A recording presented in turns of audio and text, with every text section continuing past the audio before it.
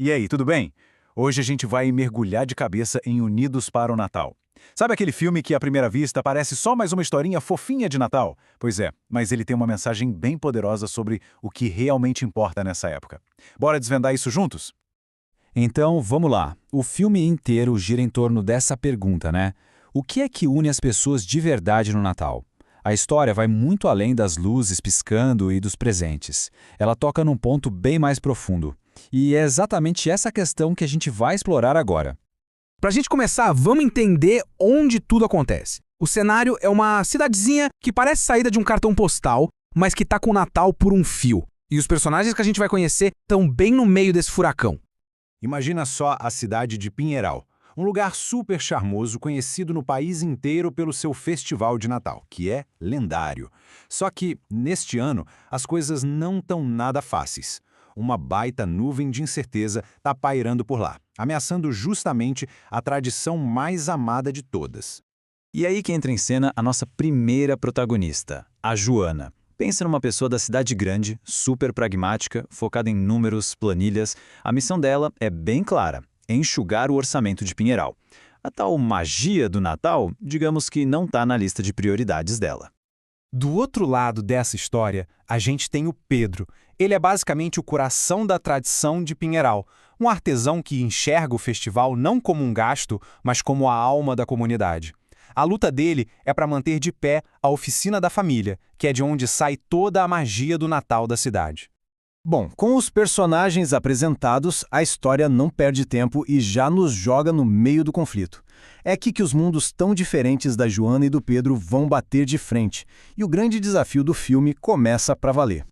E o problema aqui é uma verdadeira tempestade perfeita, literalmente.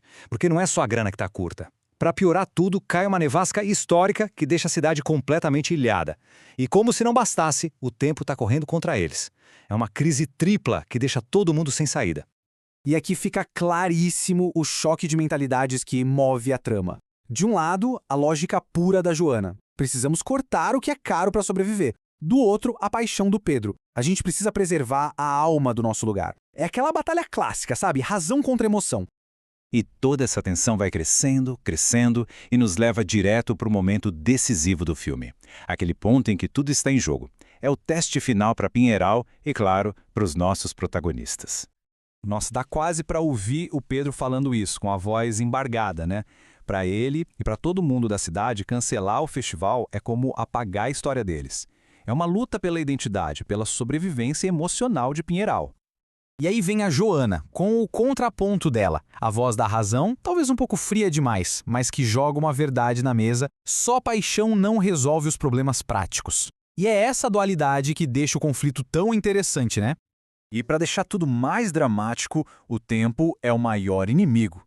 Eles têm só 24 horas. 24 horas. É isso, um dia para resolver tudo, para unir essas visões tão opostas e tentar um verdadeiro milagre de Natal. A contagem regressiva começou.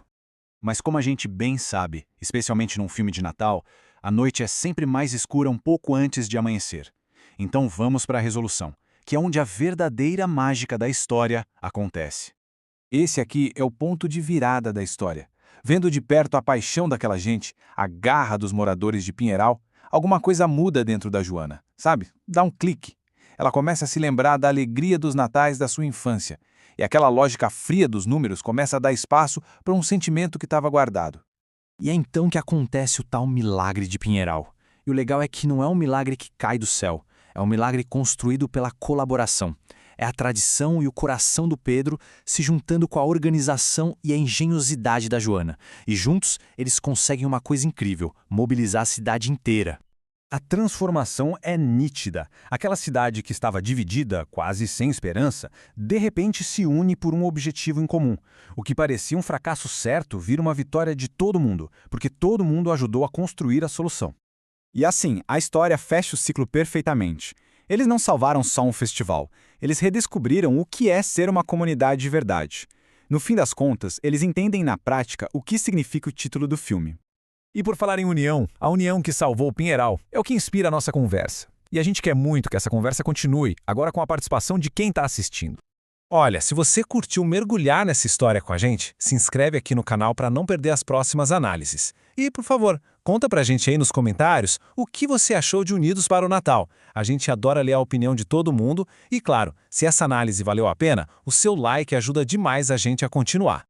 Para a gente fechar, fica aqui uma reflexão. Na nossa vida, sabe, longe das telas de cinema, quais são aqueles pequenos gestos, aqueles pequenos milagres do dia a dia que fazem o nosso Natal ser um momento de união de verdade? Fica aí a pergunta. Muito obrigado pela companhia e a gente se vê na próxima.